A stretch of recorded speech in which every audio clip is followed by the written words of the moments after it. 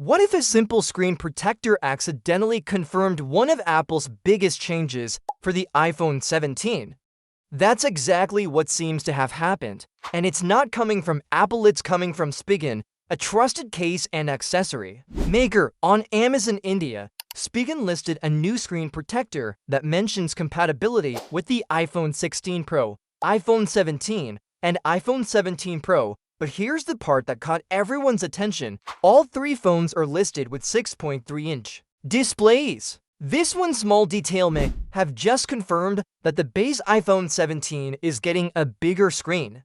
If that's true, this would be a noticeable upgrade from the current iPhone 16, which has a 6.1-inch screen. It also lines up perfectly with a rumor from May that hinted Apple might increase the screen size of the regular iPhone 17 to 6.3 inches. Right now, in the iPhone 16 lineup, we have 6.1 inches on the base model, 6.3 inches on the Pro, 6.7 inches on the Plus, and a massive 6.9 inches on the Pro Max. But according to this leak, the iPhone 17 and the iPhone 17 Pro will both feature 6.3-inch displays. The Pro Max will likely stick with 6.9 inches, and Apple might be planning to replace the Plus model with something new, possibly called the iPhone 17 Air, which could come with a 6.6-inch screen. Now, before you think the regular iPhone 17 is catching up to the Pro model, let's clear one thing up. Same size doesn't mean same quality.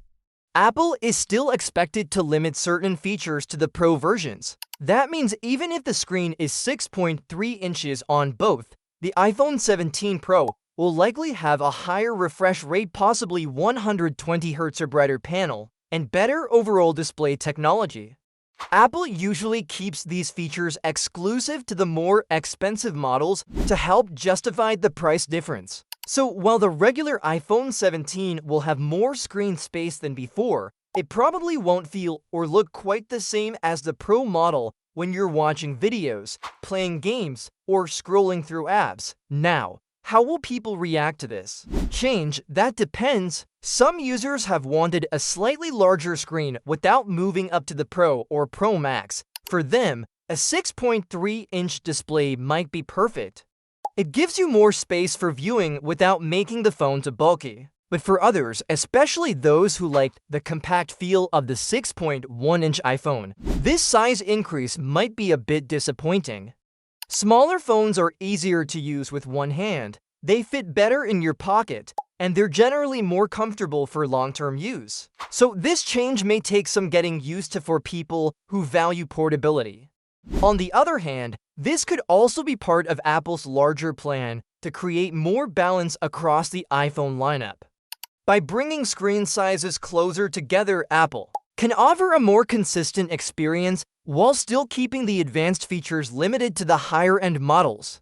It also helps case makers, developers, and accessory brands work with a more uniform design across the board. And speaking of case makers, it's worth noting that companies like Spigen often get device dimensions early so they can prepare their accessories ahead of launch. Sometimes they end up sharing important details before Apple is ready to make them public. While we can't call this an official confirmation just yet, leaks from accessory makers have been right many times in the past, so we might already be looking at one of the most reliable early clues about the iPhone 17. We'll have to wait until Apple's official launch event to know for sure. But for now, this small update has sparked a lot of conversation. What do you think? Should Apple stick with a more compact size, or is a larger screen a better move? Let us know in the comments below, and if you found this update useful, don't forget to like the video and subscribe to our channel for more news and leaks just like this. Is Samsung playing it too safe with the Galaxy Z Fold 7? That's what many fans are starting to ask after a new leaked photo of the upcoming foldable surfaced online. The image, which appeared on the Chinese platform Weibo, shows a device that looks strikingly similar to last year's Galaxy Z Fold 6. And naturally, that's left a lot of people wondering, what's really new this time? From what we can see in the leaked image, the Fold 7 doesn't offer a major visual shift.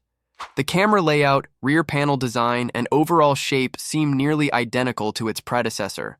While some users might appreciate this familiar look, others were clearly hoping for something more exciting, especially considering the fast pace at which smartphone design usually evolves.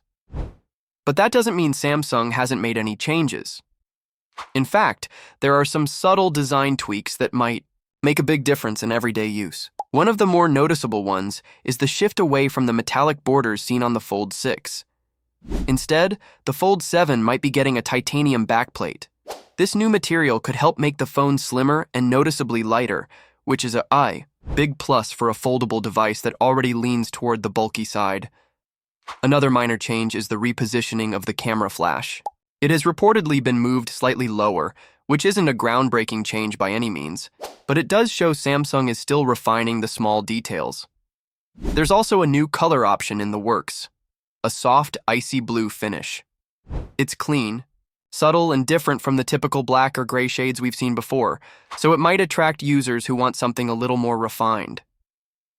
Still, most of these visual changes are quite minimal, and that might be disappointing for those who were hoping for a fresh, bold look. But while the design doesn't scream innovation, the real story might be what's happening inside the device. Based on multiple reports, the Galaxy Z Fold 7 will likely come with an 8.2-inch inner screen and a 6.5-inch outer screen.